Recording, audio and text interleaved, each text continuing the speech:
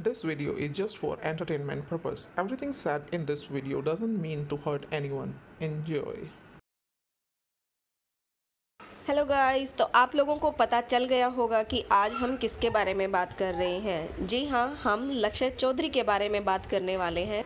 तो ये जो है ये है उनका यूट्यूब चैनल जिसका नाम है लक्ष्य चौधरी, और जो इनके सब्सक्राइबर्स हैं वो आप देख सकते हैं 14.6 लाख सब्सक्राइबर्स।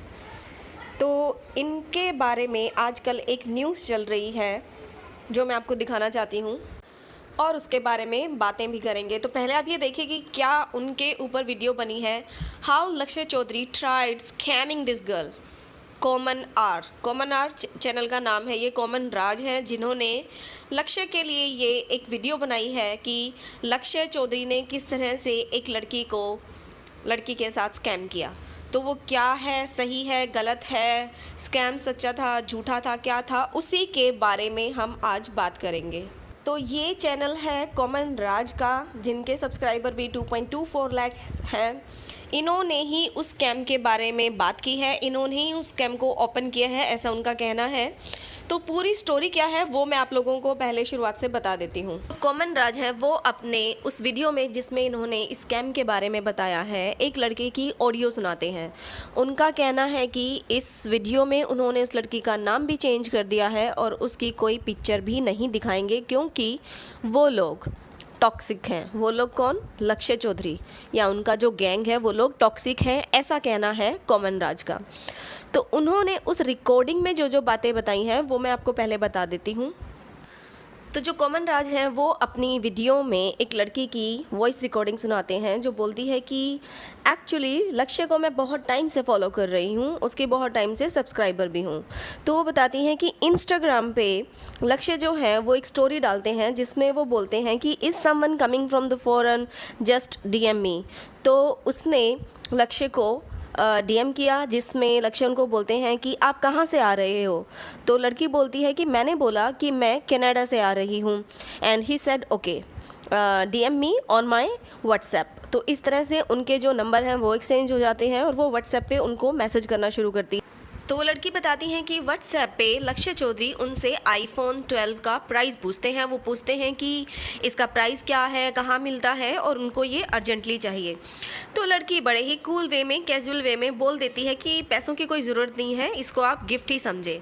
तो इस बात को आप नोट कीजिएगा कि लड़की ने खुद कहा था लक्ष्य को कि आप इसको गिफ्ट ही समझें और पैसे देने की ज़रूरत नहीं है।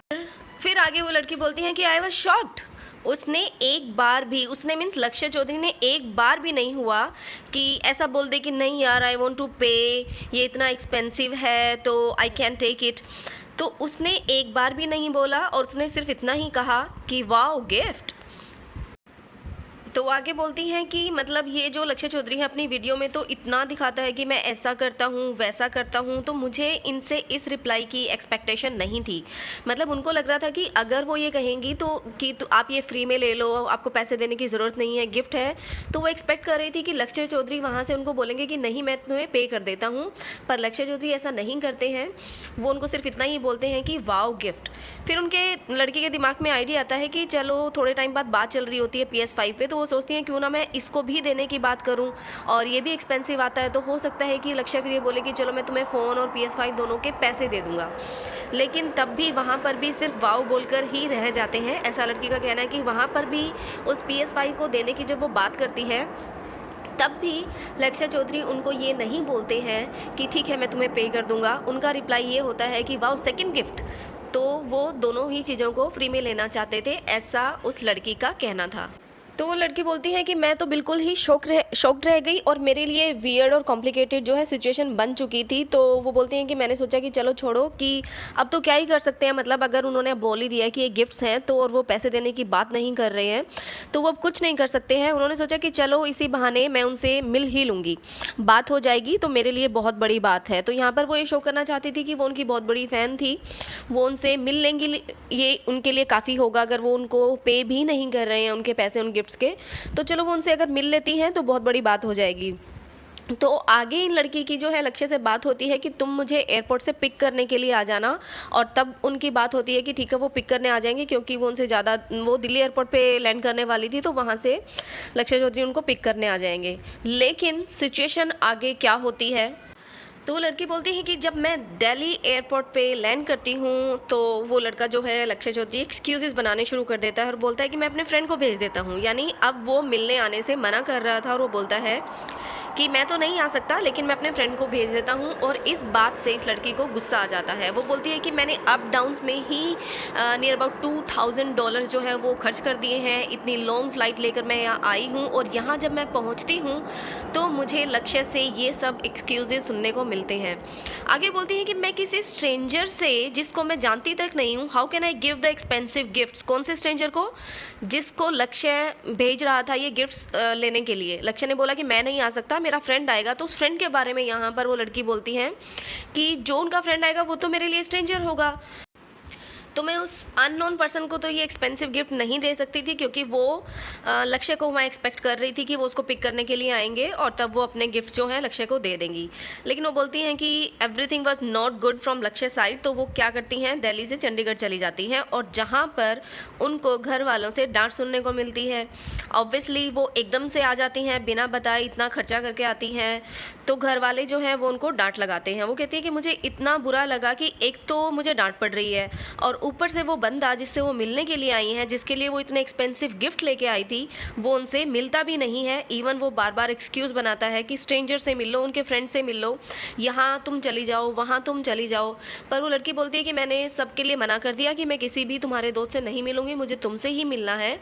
तो लड़की का कहना यहाँ होता है कि मैं स्ट्रेंजर को मिलकर अपने सारे एक्सपेंसिव प्रोडक्ट्स जो थे वो उनको नहीं दे सकती। ऑफ कोर्स वो नहीं दे सकती हैं। तो उनके बाद वो कहती हैं कि मुझे तुमसे मिलना है, पर वो नहीं मिल पाती हैं। तो यही सारी सिचुएशन होती है कि लक्ष्य उनसे मिलने से साफ साफ मना कर देते हैं, जिस बात से लड़की जो है गुस्सा हो जाती है, और ये सब सारी जो है वीडियोज़ बनती हैं। उसके बाद वो ये भी बताती हैं कि लक्ष्य चौधरी को उनके एक सब्सक्राइबर ने ही iPhone 10 भी दिया था। ये ऐसा उस लड़के ने बताया कि उनको लक्ष्य चौधरी ने सब बताया है कि जो iPhone 10 उनके पास है वो भी उनके एक सब्सक्राइबर ने ही दिया था। तो गाइज़ ये थी पूरी स्टोरी जो मैंने आपको बता दी है कि इसको बोला जा रहा है कि ये स्कैम किया है लक्ष्य चौधरी ने।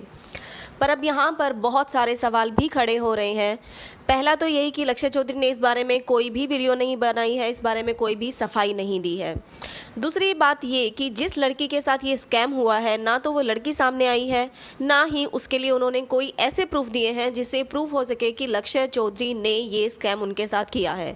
क्योंकि लड़की की वॉइस में एक रिकॉर्डिंग यूट्यूब पर डालकर ये कह देना कि ये सारा स्कैम हुआ है या ये सब सच है, तो ये बात तो सही बिल्कुल भी नहीं है। ये तो सीधे सीधे इल्ज़ाम लगाना ही होता है, क्योंकि जिन बात का प्रूफ ही नहीं है उस बात को आप कैसे किसी के ऊपर थोप सकते हो कि ये स्कैम उन्होंने किया है। दूसरी बात, कोमन राज फिर आगे बोलते हैं कि उन्होंने इंस्टा पे शेयर किया कि कनाडा से आईफोन आया कि नहीं, ये वो अपनी नेक्स्ट वीडियो में दिखाने वाले हैं।